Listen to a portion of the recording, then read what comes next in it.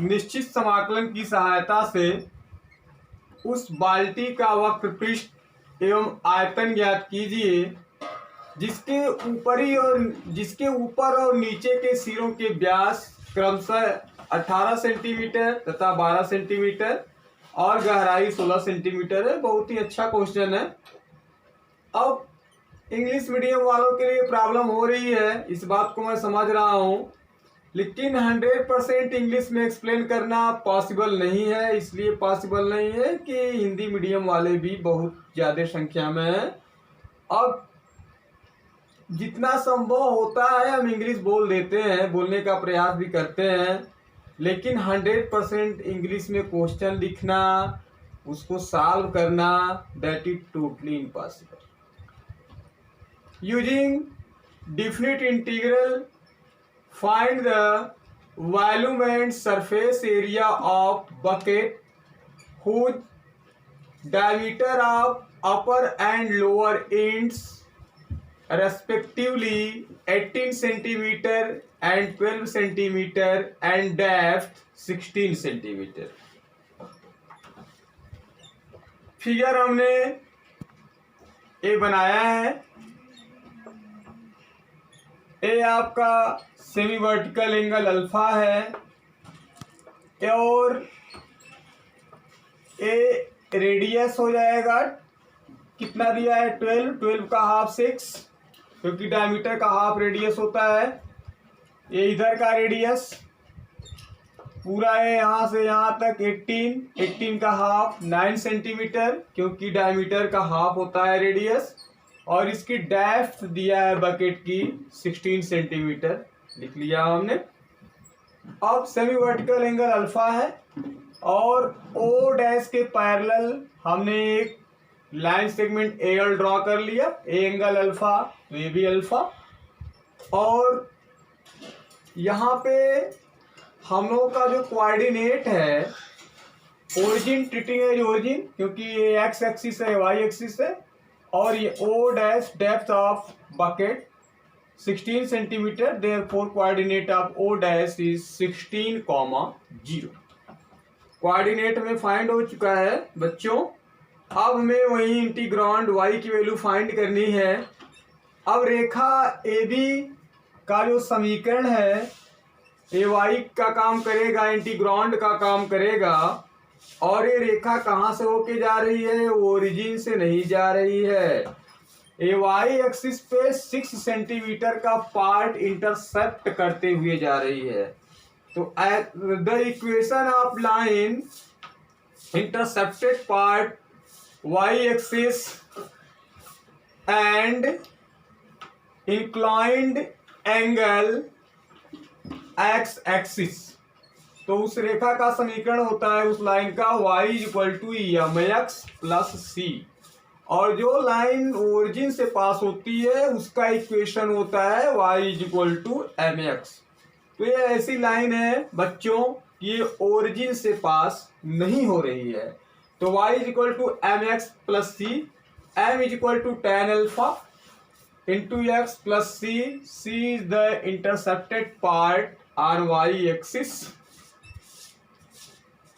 from line AB। तो intercepted part 6 centimetre हो गया। तो m की value tan alpha = perpendicular upon base, perpendicular BL और बेस हो गया AL। अब हमें BL की वैल्यू फाइंड करनी होगी, ध्यान से देखिएगा। O डैश B की वैल्यू 9 है जो कि रेडियस है। O डैश AL की वैल्यू 6 हो जाएगी, तो 9 में से 6 माइनस हुआ तो BL की वैल्यू 3 हो जाएगी। 3 हो गया। AL क्या है? AL मीन्स O डैश की इक्वल O डैश 16, तो AL भी 16, 3/16 हो जाएगा।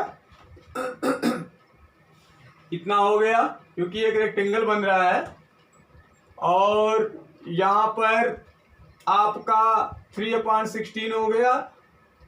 अब हमने इक्वेशन भी लिख लिया, tan अल्फा की वैल्यू भी हमने लिख लिया। यहाँ से 3/16 + 6 हो गया, इसके अपोजिट साइड इक्वल हो गए। तो OA = O डैश L और AL = O डैश। उस बेस से हमने BL की वैल्यू फाइंड कर लिया और किसकी वैल्यू फाइंड कर लिया, हमने AL की वैल्यू फाइंड कर लिया। अब यहाँ पे dy/dx हमने फाइंड कर लिया।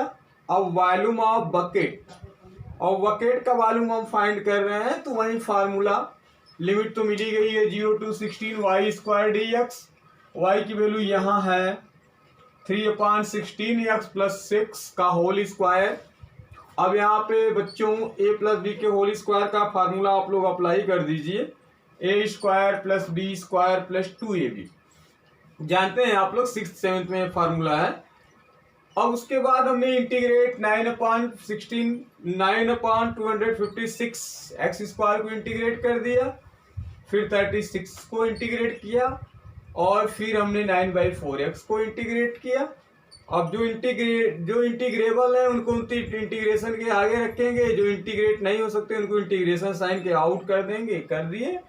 x² का इंटीग्रेशन x³ 1 का इंटीग्रेशन x और x का इंटीग्रेशन x² 2। उसके बाद हमने सीधे सीधे क्या किया बच्चों, सीधे सीधे हमने लिमिट पुटअप कर दिया। अब लिमिट पुटअप करना तो आप लोगों के बाएं हाथ का खेल है। अपर लिमिट हमने पुटअप कर दिया, फिर -0 कोई मतलब नहीं लोअर लिमिट का, फिर यहाँ हमने अपर लिमिट पुटअप किया, 0 का कोई मतलब ही नहीं है, फिर अपर लिमिट पुटअप किया। उसके बाद हमने इसको सॉल्व कर दिया। सॉल्व करना आप लोगों का काम। अब जोड़ घटाना गुणा भाग ये तो आप लोगों को आता ही है, जिसको नहीं आता होगा वो व्हाट्सएप पर मैसेज करके बता देगा कि हमको नहीं आता है। 912 पाई घन सेंटीमीटर इतना हो गया। अब वॉल्यूम हमें फाइंड हो गया। अब क्या निकालना है हमको, surface area. Surface area of bucket, formula 2πa/b y/ds। 0 to 16 हो गई लिमिट, y की वैल्यू यहाँ प्रेजेंट है 3/16 x + 6, dy/dx की वैल्यू कितनी है 3/16 है। हमने वैल्यू पुटअप कर दिया। 16 का स्क्वायर कितना होता है 256 और प्लस 3 का स्क्वायर 9।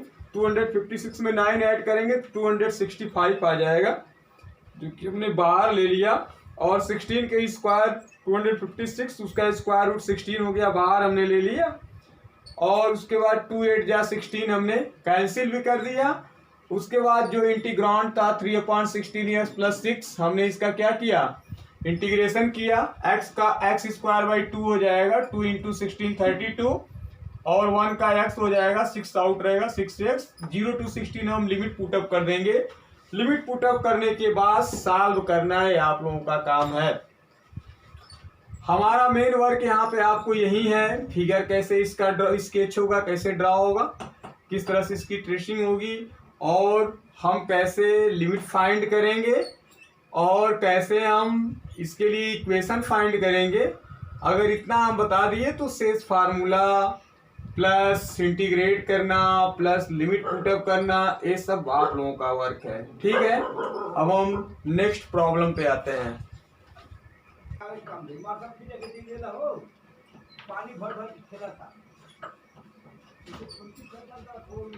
देखिए क्वेश्चन के पहले मैं आप लोगों को बता दूं, अभी अभी हमने आप लोगों को बताया frustum of right circular cone.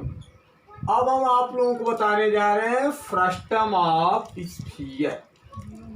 Frustum of sphere क्या कहलाता है, जब किसी गोले को दो समानांतर समतल द्वारा क्या कर दिया जाए, कट कर दिया जाए, तो जो भाग प्राप्त होते हैं वो क्या कहलाते हैं, गोले के छिन्नक कहलाते हैं, या हम उन्हें इंग्लिश में फ्रस्टम ऑफ स्फीयर, इंग्लिश में क्या कहते हैं बच्चों, इंग्लिश में कहते हैं फ्रस्टम ऑफ स्फीयर। स्फीयर आप लोगों के सामने हम दिखाए हैं, एक स्फीयर है और ये दो समानांतर समतल हैं, एक गोले को कट कर रहे हैं, तो जो यहाँ पे भाग प्राप्त हो रहे हैं वो भाग क्या कहलाएंगे, फ्रस्टम कहलाएंगे स्फीयर की।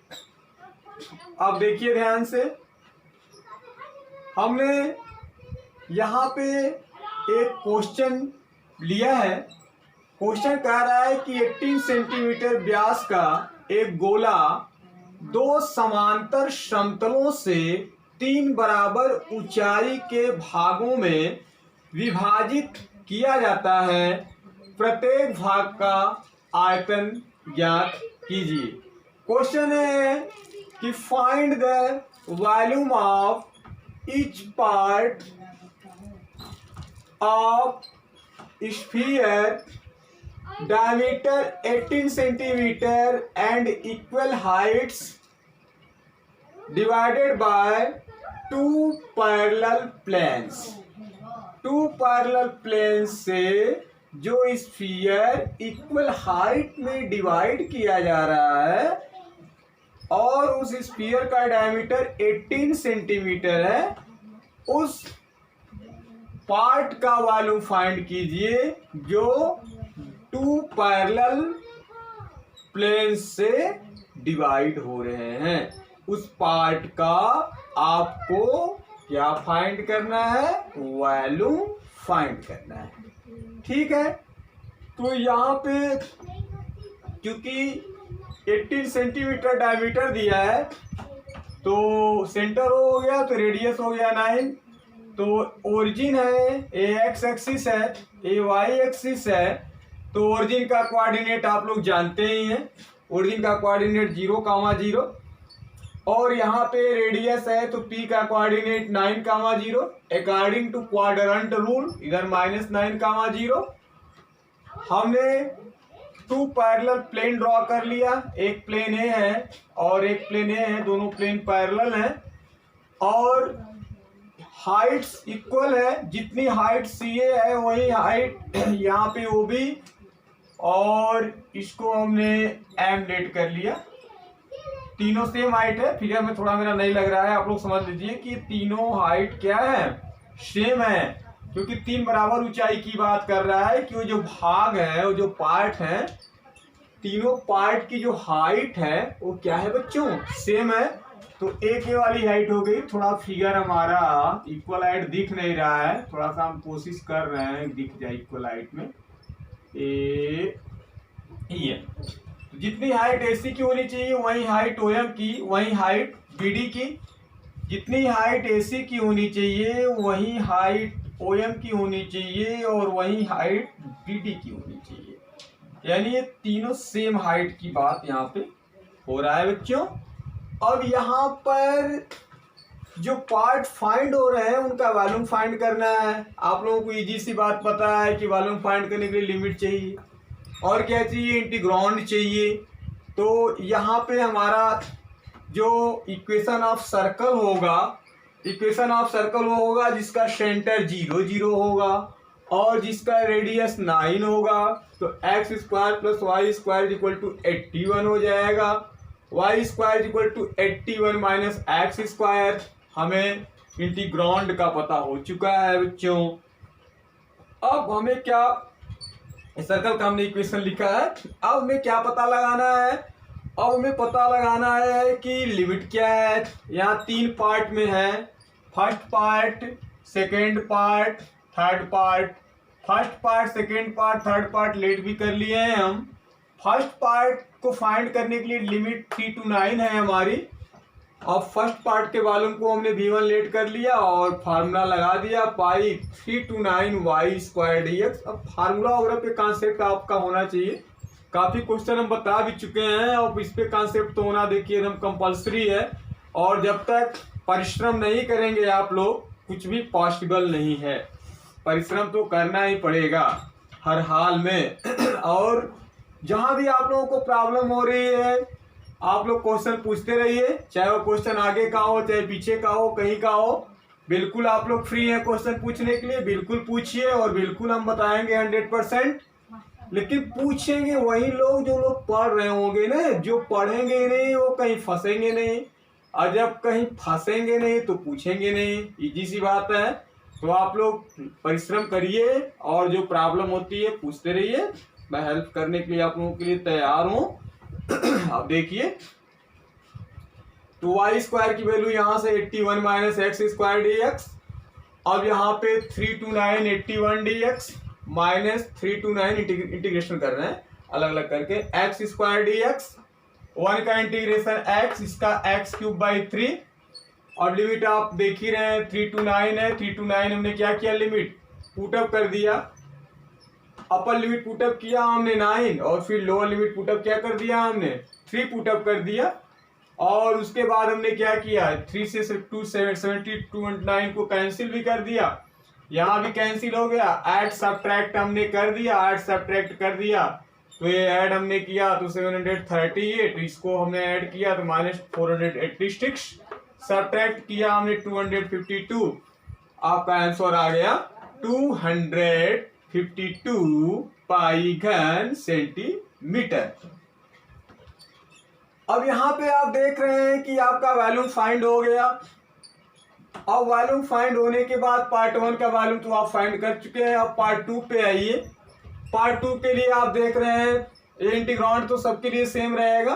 पार्ट 2 के लिए आपका लिमिट हो जाएगा -3 to 3, -3 to 3 Y square D X, Y square की वैल्यू हमने यहां से पुटअप कर दिया 81 - एक्स स्क्वायर डी एक्स। अब आप यहाँ पे कंफ्यूज हो गए होंगे कि ये सारे 3 और -3 कहाँ से आ गए। 9 तो आपने लिखा हो तो रेडियस था वो ठीक था, हम लोग समझ गए, लेकिन 3 और -3 कहाँ से जन्म ले लिए। तो देखिए कैसे हमने इसको PC = CD = DQ 3 equal part में डिवाइड किया। PC कैसे डिवाइड किया हमने, PC = CD = DQ, ध्यान दीजिएगा, PC = CD = DQ। अरे इजी सी बात है, जब 18 सेंटीमीटर है तो 3 पार्ट में डिवाइड होने का मतलब क्या हुआ कि 6 3 × 18, तो PC भी 6 हो गया, CD भी 6 हो गया और DQ भी 6 हो गया। अगर CD 6 हो गया तो वो उसका मिड पॉइंट हुआ, तो यानी OC भी 3 हो गया और OD भी 3 हो गया। एक पॉजिटिव एक्स एक्सिस की तरफ है, नेगेटिव एक्स एक्सिस की तरफ है, तो C का कोऑर्डिनेट 3,0 हो गया, D का कोऑर्डिनेट -3,0 हो गया। बात आ रही है समझ में, आ रही है समझ में नहीं? अरे भाई वो तो मिड पॉइंट का काम करेगा CD के लिए ना, सेंटर है ना, तो सीधी सी बात है कि अब 6 2 पार्ट में डिवाइड होगा तो 3A हो जाएगा, 3A हो जाएगा। ये पॉजिटिव की तरफ है तो +3,0 हो जाएगा, नेगेटिव की तरफ है तो -3,0 होगा। इस तरह से हमें C और D के कोऑर्डिनेट फाइंड होते हैं। हम लेट कर लेते हैं कि PC जितनी लेंथ PC की है उतनी लेंथ CD की है, उतनी लेंथ DQ की है। इस पूरे को 3 इक्वल पार्ट में डिवाइड कर लिया जाता है, पूरे PQ को, ठीक है। जो PQ आपका डायमीटर है 3 इक्वल पार्ट में हमने क्या कर लिया, इसको डिवाइड कर लिया। PQ क्या है आपका, PQ आपका डायमीटर है। डायमीटर आप लोग जानते हैं, the line passes through the centre and joining the 2 point of circumference is known as diameter. तो यहां से हमने फाइंड कर लिया, तो लिमिट हो गई -3 to 3। अब वाई स्क्वायर की वैल्यू भी हमने यहां से पुटअप कर दिया, 81 - एक्स स्क्वायर हो गया। अब ये प्रॉपर्टीज 5 यहाँ पे आपका वेट कर रही है कि आप प्रॉपर्टीज 5 कब लगाते हैं। प्रॉपर्टी 5 भी आप लोगों को पता है, प्रॉपर्टीज 5 यही होती है, properties 5 -A to A to A fx dx = 0 to A fx dx कब, जब f - x = fx। यानी हमारी प्रॉपर्टी 5A है, जब fx हमारा कैसा फंक्शन हो, fx is a even function. fx कैसा फंक्शन हो, fx is a even function. fx हमारा अगर इवन फंक्शन है तो सीधी सी बात है कि हमारा जो प्रॉपर्टी 5 होगी वो 2 to A fx dx की इक्वल होगी। बस वही चीज, x के प्लेस से -x रख दीजिए तो भी वही आएगा, यानी इवन फंक्शन की प्रॉपर्टी होल्ड कर गया। तो आप लिमिट ऑफ 0 to 3 कर देंगे, उधर 2 टाइम्स कर देंगे। कर दिया हमने। करने के बाद 81 1 का इंटीग्रेशन x स्क्वायर का x³/3। उसके बाद हमने लिमिट भी यहाँ ऑपरेट कर दिया, लिमिट हमने पुटअप किया। जीरो लिमिट पुटअप करने का बच्चों कोई मतलब ही नहीं है, इसलिए हम अपर लिमिट को ही पुटअप करेंगे। तो 81 × 3 - 3³/3, बात आ रही समझ में? तो 3³/3 ले लिया हमने एलसीएम, एलसीएम में 2π/3 हो गया। 81 3 या 243 और इंटू 3 हो गया -27/3। अब इसके बाद हमने क्या किया, मल्टीप्लाई कर दिया। जब मल्टीप्लाई कर दिया तो 729 आ जाएगा -27। जब हम माइनस करेंगे तो 702 आ जाएगा, और 3 से डिवाइड जब कर देंगे 234 आ जाएगा। 3 2 = 6 1 3 3 = 9 3 4 = 12 और 234 में जब 2 से मल्टीप्लाई कर देंगे 468 पाई घन सेंटीमीटर। ये आ गया वॉल्यूम ऑफ सेकेंड पार्ट। अब वॉल्यूम ऑफ थर्ड पार्ट की हम बात करते हैं, ध्यान से देखना। वॉल्यूम ऑफ थर्ड पार्ट के लिए जो लिमिट है वो -3 to -9 हो जाएगी। माइनस में लिमिट हम नहीं लिखते हैं बच्चों, अभी तक जितना क्वेश्चन हम बताए होंगे हम लिमिट प्लस में ही लिखे होंगे। तो यहाँ भले ही अकॉर्डिंग टू क्वाड्रेंट हम माइनस लिख दिए हैं, लेकिन जब सॉल्व करेंगे तो लिमिट 3 to 9 ही लिखेंगे, और फलन वो इंटीग्रांड वही है, y² = 81 - x²। तो क्या ऐसा नहीं लग रहा है कि एकदम यही आ जाएगा? बोलिए, जब लिमिट 3 to 9 है और y² ही है तो यही आ जाएगा। जब यही आ जाएगा तो सलूशन भी तो यही आएगा। इसलिए हमने डायरेक्ट इसको लिख दिया है कि भाग 3 का आयतन = भाग 1 का आयतन = 252 पाई घन centimetre. Volume of part third